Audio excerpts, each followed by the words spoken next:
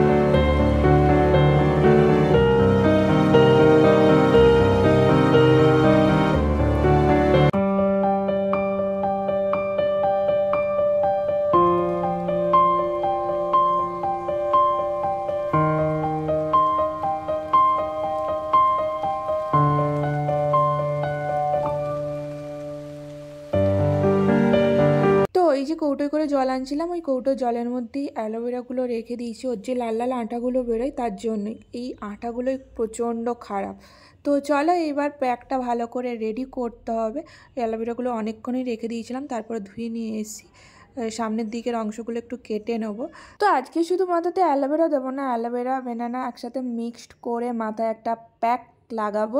তো কী হয়েছে বলো তো, এই ভিডিওটা কিন্তু এখনের নয়, এই ভিডিওটা বেশ অনেক দিনের পুরনো। তো এই এখন যেমন আমাদের এখানে ঠান্ডা পড়েছে, সেই সময় 2-3 দিন ভালোই ঠান্ডা ছিল। আর যেহেতু আমার ছুটি ছিল ওই সময়টাতে, তাই জন্য এইসব প্যাক ফ্যাক লাগিয়ে মাথায় বসে থাকতাম। তো চলো এই প্যাকটা আগে রেডি করে নিই, তারপর কথা হচ্ছে।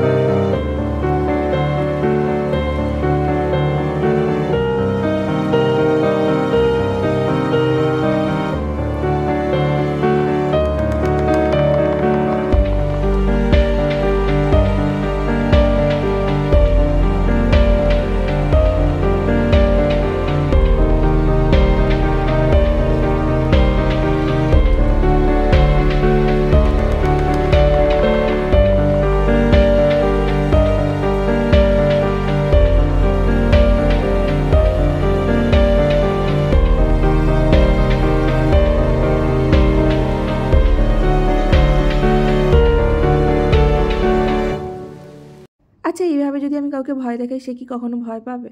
এ বাবা, না না, একদমই আমাকে দেখে কেউই ভয় পায় না, জানো তো? এটাই আমার সবথেকে কষ্টের ব্যাপার।